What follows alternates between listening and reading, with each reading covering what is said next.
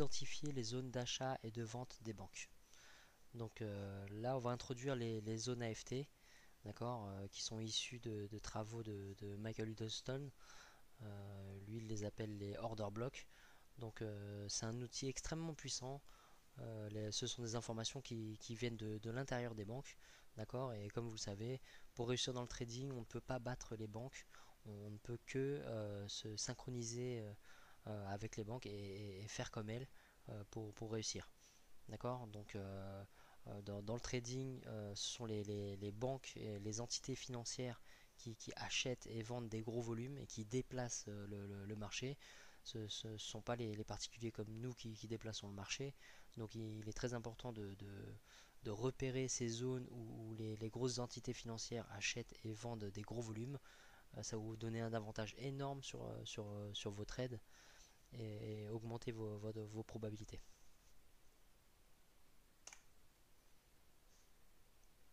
Alors, donc les banques achètent et vendent au meilleur prix des volumes énormes.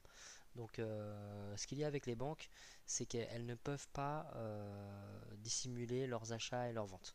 D'accord. Elles ne peuvent pas nous cacher leurs achats et leurs ventes, tout simplement parce que leurs achats et leurs ventes sont tellement conséquents que le prix fait des bonds énormes en termes de pips.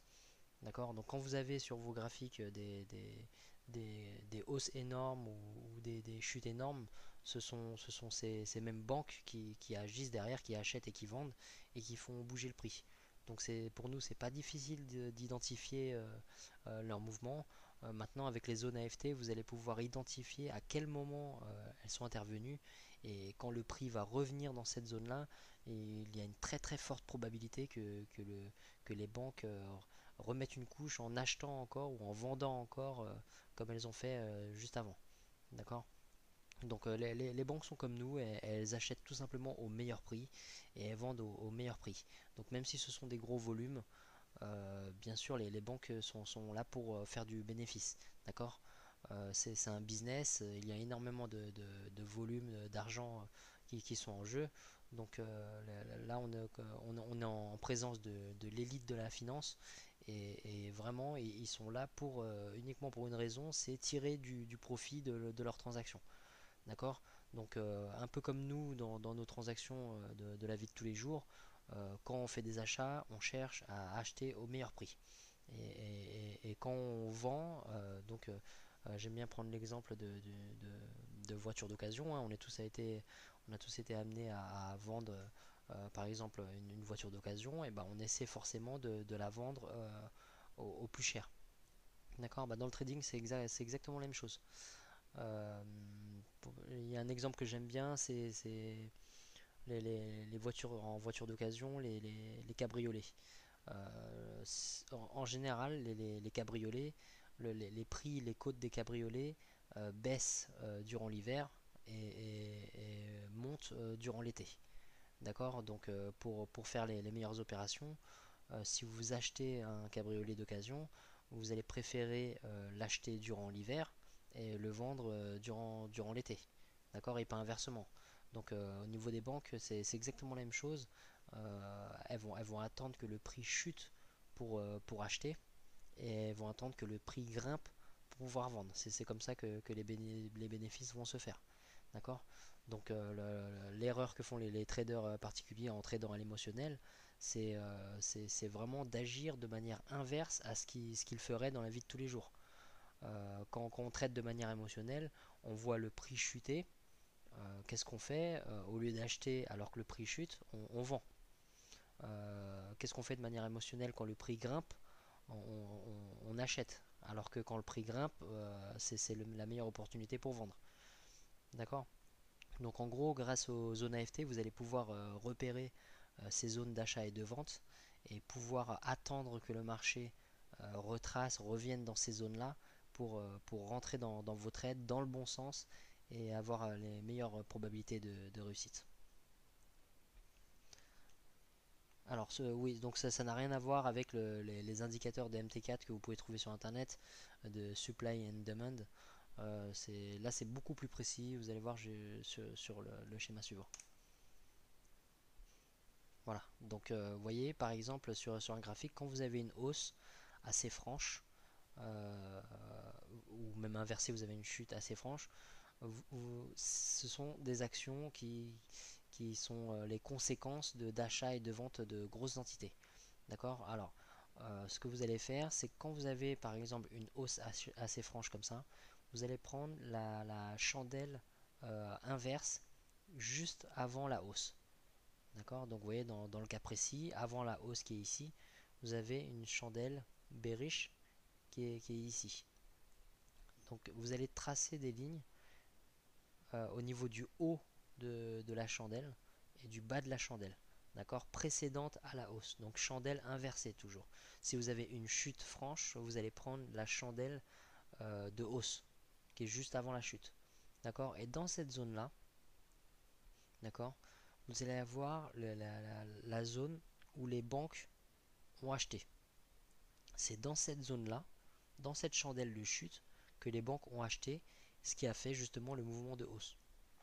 D'accord? Donc après, quand vous avez donc vous n'allez pas rentrer, c'est trop tard en général, vous n'allez pas rentrer dans ce trade là, c'est pas une bonne idée du tout. Vous allez laisser le gros mouvement se faire, mais vous allez attendre un retracement du prix pour qu'il revienne dans cette zone là.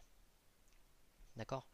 Alors je vais vous montrer après dans les graphiques, mais vous allez voir que c'est très précis et très efficace. Quand les banques veulent acheter des gros volumes, en fait, elles vont placer un trade, donc un volume assez conséquent dans cette zone-là. Elles ne pourront pas placer tout leur volume, tous les contrats qu'elles veulent. Donc ce qui va se passer, c'est que les premiers contrats qu'elles vont placer vont déplacer le prix. Maintenant, si les banques voulaient acheter plus de cette paire de devises, elles ne vont pas acheter à un prix trop cher. D'accord? Donc elles ne vont pas acheter ici, puis racheter ici. Parce qu'ici, elles n'auront pas un super prix. Donc ce qui va se passer, c'est qu'elles vont acheter ici, le prix va grimper, et après elles vont attendre que le marché fasse redescendre le prix. Souvent le marché peut baisser juste par l'absence de présence d'achat de ces grosses entités. D'accord? Donc ce qui va se passer, c'est qu'elles vont attendre que le prix redevienne intéressant, et quand le prix arrive dans cette zone, ces prix clés où ils ont acheté précédemment, et les banques vont remettre une deuxième couche en plaçant les derniers contrats, la deuxième partie ou troisième partie des contrats qu'elles voulaient, et c'est à ce moment là que vous avez une forte probabilité de rebond à nouveau. D'accord? Donc quand vous avez un swing low ici, un bas avec des stop loss, c'est encore plus lourd. C'est à dire que là vous avez des liquidités, d'accord, et les banques veulent acheter des gros volumes. En redescendant ici, elles vont taper des stops et forcer donc les, les acheteurs à vendre leur position. D'accord? S'ils ont acheté ici, qu'ils sont en profit et qu'ils ont des stop loss ici, en venant taper leur stop, pardon, ils vont forcer ces acheteurs à vendre leur position. Et les banques, c'est ce qu'elles veulent. Elles veulent acheter des gros volumes, donc elles veulent des vendeurs pour faire contrepartie, le contrepoids de leur trade. D'accord? Donc parfois, au niveau des zones AFT, vous allez voir que le prix peut redescendre plus bas et aller taper des stops à ce niveau-là. Donc on n'aime pas trop voir le prix redescendre en dessous des zones AFT. D'accord? On aime voir un rejet vraiment brutal à ce niveau-là qui montre que les banques sont derrière et veulent absolument reprendre des contrats dans ces prix-là. Mais il peut arriver que le prix descende juste en dessous, tape des stops en dessous d'un swing low, d'un bas, et puis vous allez voir un gros rejet. Donc si vous voyez un rejet brutal dans cette zone-là, ou même ici, si vous voyez un vrai rejet franc, là vous avez vraiment une très forte opportunité de trade, parce que là vous avez repéré une zone où les banques ont acheté fortement, et elles n'ont pas pu tout simplement acheter tous les volumes qu'elles voulaient, et elles ont attendu que le prix redescende, et tout ce qu'elles attendent de faire, c'est de racheter à nouveau, et donc le prix va regrimper et exploser encore à la hausse. D'accord? Donc je vais vous montrer après sur les graphiques quelques exemples, mais vous allez voir que les zones AFT, c'est un outil très puissant. C'est un outil que vous ne trouverez nulle part ailleurs dans d'autres formations, en France du moins. C'est une information qui vient de l'intérieur des banques, et ça vous donne une précision énorme au niveau de vos trades. D'accord? Donc si vous attendez uniquement ces zones AFT dans vos trades, vous allez voir que vous allez avoir beaucoup de réussite. Alors, quelques exemples sur graphique de zone AFT. D'accord, donc vous allez voir que c'est vraiment un outil extraordinaire et très très efficace, et tout simplement parce que c'est à la base c'est Michael Huddleston qui l'enseigne. C'est une information qui vient de l'intérieur des banques, et ça vous permet d'avoir une vision sur les endroits où les banques ont acheté ou vendu fortement. Donc en plus de tout ce qui est support et résistance qu'on a vu précédemment, là vous allez avoir certainement un des outils les plus puissants qui va vous permettre d'augmenter la fiabilité de vos trades. D'accord. Donc comme je vous ai déjà dit dans le passé, les banques ne peuvent pas cacher leurs mouvements sur le marché, leurs achats. Pourquoi? Parce que les volumes qu'ils achètent ou qu'ils vendent font bouger le prix énormément. D'accord. L'offre et la demande est impactée par leurs achats et leurs ventes, et donc ils ne peuvent pas se cacher. Donc l'exemple que Michael Huddleston prend souvent, c'est de dire que en gros, si le trading c'était une piscine, nous en tant que particulier, donc quand on plonge dans une piscine, il y a très peu de remous, et donc l'eau, le niveau de l'eau va pas trop monter. Pardon. Donc en gros, si les banques, ce sont un peu des éléphants. Si vous prenez une piscine et qu'un éléphant saute dans la piscine, et ben vous allez avoir des gros remous, et quoi qu'il arrive, donc le niveau de l'eau va augmenter. Bah, là, les banques, c'est exactement la même chose. Quand ils arrivent sur le marché, ils arrivent tels des éléphants, et quand ils mettent le pied dans le marché, et ben on est obligé de le voir tout de suite. D'accord. Donc, je vous montre quelques exemples. Donc, comme dans les slides que je vous ai montré juste avant, donc vous voyez cette grosse montée là, cette grosse montée, ça c'est une fois de plus c'est l'éléphant qui a mis son pied dans l'eau. Donc, et donc le prix a explosé. Pourquoi? Parce que dans cette chute là, dans cette chute là, les banques sont intervenues et ont acheté des gros volumes. Donc, Michael Huddleston enseigne qu'il n'aime pas trop les petites chandelles comme ça avec des mèches. Il aime bien qu'il y ait des chandelles avec plus de corps de bougie. D'accord. Mais dans le cas présent, là, ça marche. Donc, je vais vous montrer.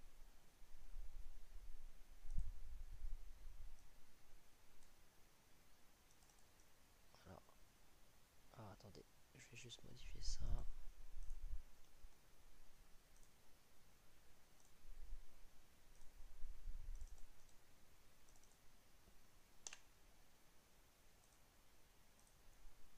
Voilà, donc on va prendre le haut de cette bougie là. D'accord. Et donc, comme dans le slide que je vous ai montré, c'est dans cette bougie là que le gros volume d'achat est entré sur le marché.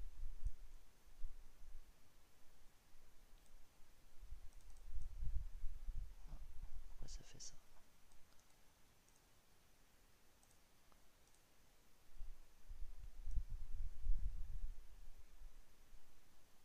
Voilà.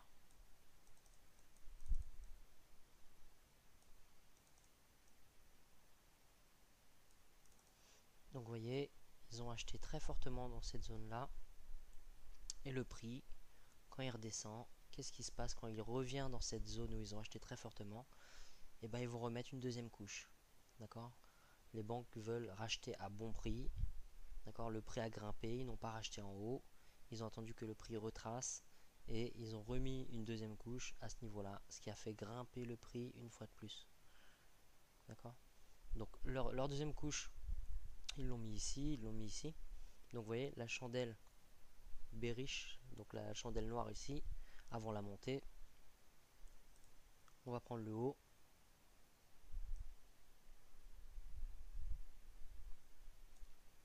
Voilà.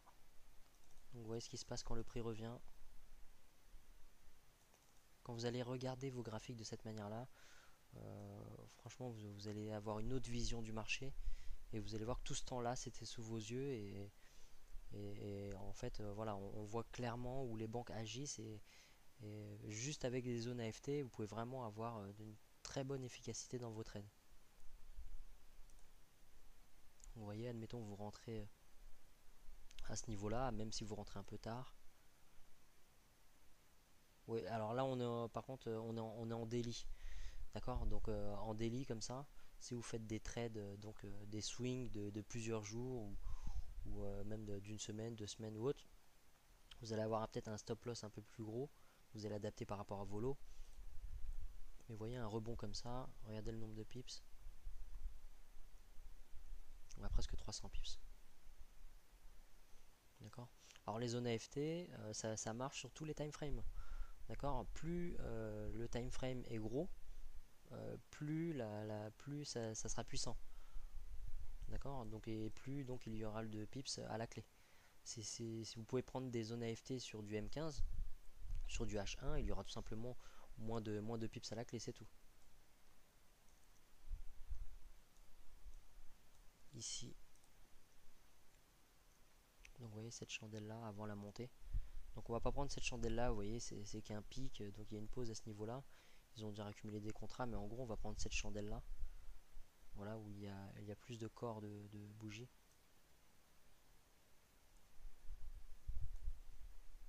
Voilà. Donc vous voyez, ils ont acheté à ce niveau là, le prix a grimpé, et qu'est-ce qui se passe quand le prix redescend dans cette zone là de prix? Le prix rebondit, ils rachètent. Quand ça redescend, ils rachètent. D'accord. Donc là on peut imaginer qu'ils ont liquidé leur position, qu'ils ont pris leur profit. Donc ça marche aussi bien sûr dans l'autre sens. Donc vous voyez par exemple là on a une belle chute. Ce sont les banques qui ont vendu fortement. Et avant la chute on a une bougie bullish. La chandelle blanche qui est là. On va prendre le bas de la chandelle. Et qu'est-ce qui se passe quand le prix revient? Ils revendent à nouveau. Donc vous voyez la précision un petit peu.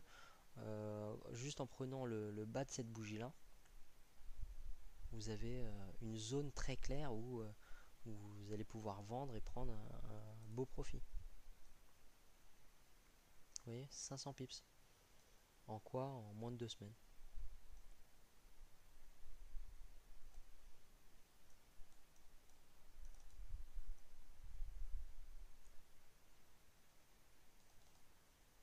Voilà, une chute, la chandelle bullish juste avant, on prend le bas. Voilà. Ils ont mis une première couche ici. Ils ont entendu que le prix revienne. Ils ont mis une deuxième couche ici. Ils ont entendu que le prix revienne. Ils ont mis une troisième couche ici, une troisième couche ici. Et vérifiez sur vos graphiques, ça marche tout le temps. Là, on n'est pas dans une méthode ou une stratégie qui marche une fois sur deux. Là, regardez toutes vos paires de devises dans tous les time frames. Vous allez voir que c'est une constante. Ça marche tout le temps. La chandelle bullish avant la chute.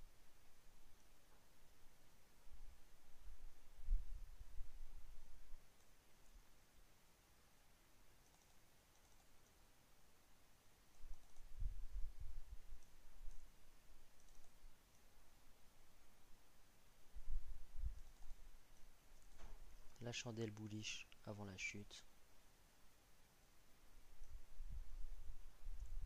Voilà. Donc parfois, vous voyez, ça va pas retracer jusqu'à ce niveau-là.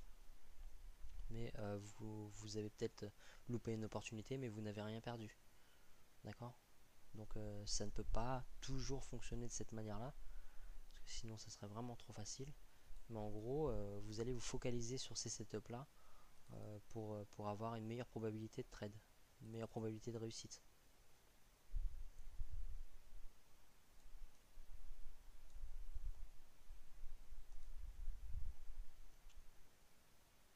Alors avant la chute, ici, la chandelle bullish.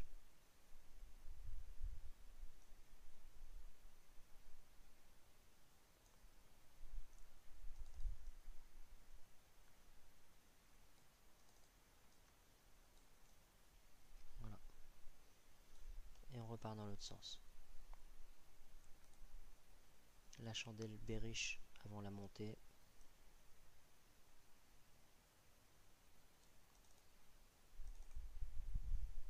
Voilà. Première couche, deuxième couche. Voilà. Donc ça marche vraiment, quelle que soit la paire de devises, quel que soit le time frame. On peut aller sur du M15 si vous voulez.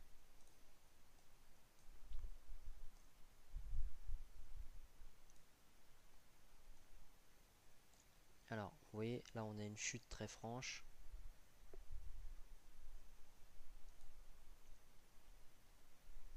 Alors, on pourrait prendre celle-là, mais bon, vous voyez, il n'y a pas beaucoup de cordes bougies, il y a beaucoup de mèches. On va plutôt prendre celle-là.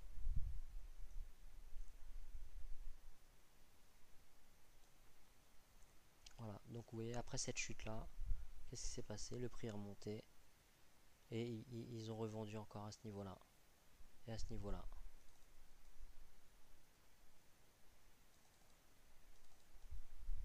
Et si vous mettez un ordre différé, que vous ne pouvez pas être là durant la session, vous allez voir que bon, vous allez voir qu'en gros, si vous vendez à ce niveau-là, regardez, vous risquez d'être en négatif, même pas de 10 pips à cause de cette mèche là.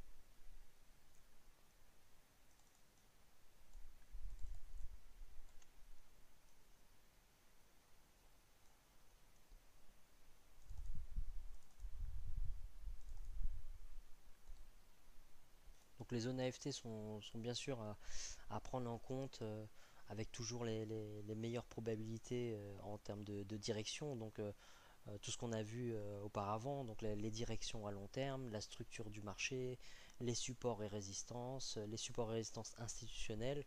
Donc c'est un tout, hein. Il faut vraiment tout prendre en compte. Mais quand vous avez tous ces éléments qui sont réunis, à ce moment-là, vous commencez à avoir un trade vraiment à forte probabilité. D'accord? Donc on est dans le business du trading. Même si on a une forte probabilité, ne vous fâchez pas si vous avez parfois des setups qui ne passent pas. Vous pouvez avoir de très bons setups à forte probabilité avec 80% de chances de réussite et malgré ça il reste les 20% de chances que ça ne passe pas. D'accord. Donc après il y a une question de gestion des risques pour encaisser sereinement les pertes et continuer de grossir son capital. Mais avec tous ces outils réunis, vous allez pouvoir vraiment augmenter vos probabilités de réussite et avoir des trades qui passent 7 fois, 8 fois, voire 9 fois sur 10. Donc, vous voyez la montée ici, on a une montée de plus de 30 pips, les banques sont derrière tout ça. On prend cette grande chandelle bearish avant la montée. Voilà, le prix grimpe et quand il revient, qu'est-ce qui se passe? Ils remettent une couche, ça remonte.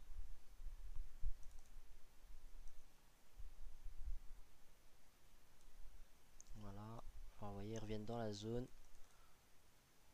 Alors si on délimite vraiment bien la zone, on prend le haut de la chandelle, le bas de la chandelle. Voilà, donc votre marge de manœuvre c'est ça.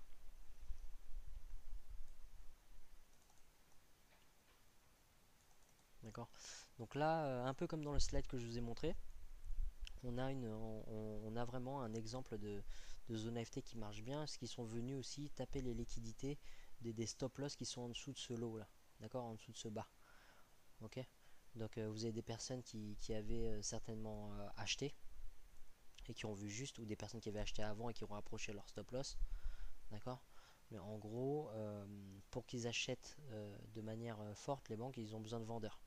Donc les personnes qui ont acheté ici, quand le marché tape leur stop loss, c'est une vente de leur position. Donc vente de leur position, c'est exactement ce que les banques veulent. Ils veulent acheter, donc ils veulent des vendeurs. Donc les stop loss des acheteurs ici sont des ventes. Donc vous voyez, ils sont revenus dans une zone où ils ont acheté fortement dans le passé. Ils ont récupéré des liquidités à travers les stop loss et en induisant en erreur à la vente aussi. Et qu'est-ce qui s'est passé? Le prix a explosé tout de suite. D'accord. Donc regardez, là vous avez un exemple de précision. Si on prend la chandelle bearish ici avant la grimper, on prend le haut de la chandelle. Vous voyez ce qui se passe quand le prix redescend à ce niveau-là? Ça explose. C'est extrêmement précis. Donc vous allez rechercher donc les mouvements francs du prix, hein, quand vous avez des gros mouvements, les éléphants qui arrivent dans la piscine. Et à partir de là, vous allez attendre le retracement. Le but c'est de ne pas courir derrière le trade, mais en gros d'attendre que le prix revienne pour rentrer dans le trade de manière plus sûre.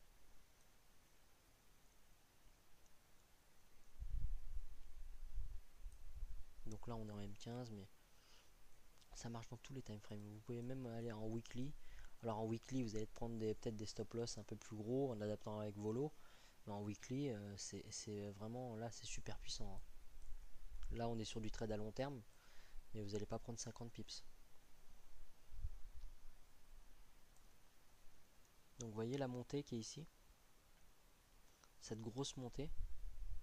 Donc à l'origine de cette montée, vous avez cette chandelle. D'accord, vous avez cette chandelle bearish. On va prendre le haut de la chandelle.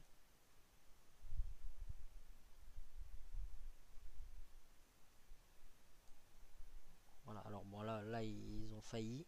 Donc là c'est certainement une opportunité qu'on aurait loupé. Mais vous voyez, ils s'en sont approchés en tout cas. Alors là on est en weekly, si on s'était approché en daily, peut-être qu'on aurait vu l'opportunité.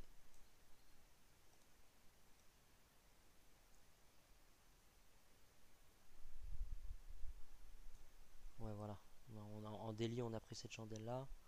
Mais en prenant cette chandelle là par exemple ça serait passé. Bon je vais revenir en weekly.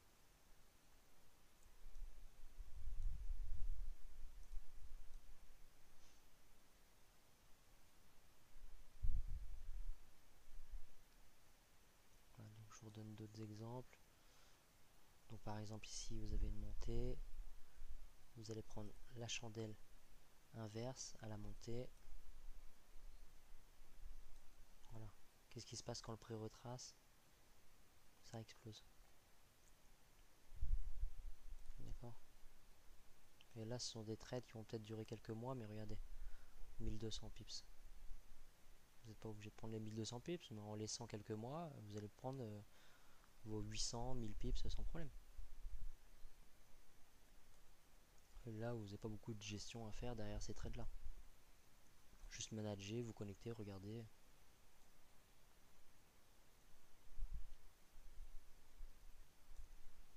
Vous voyez le prix comme il a chuté ici. Une fois de plus, on prend la chandelle inverse qui est ici.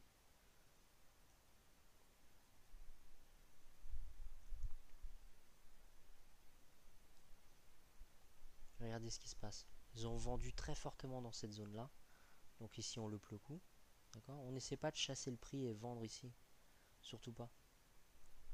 Quand le prix remonte dans cette zone là, qu'est-ce qui se passe? Ils revendent fortement. Le prix remonte dans la zone, ils vendent fortement. Juste un petit mouvement comme ça, c'est 400 pips. D'accord. Donc entraînez-vous dans vos graphiques, regardez un petit peu ces zones AFT. Et une fois de plus, donc vous allez pouvoir combiner ces zones AFT avec les autres outils qu'on vous a montré précédemment.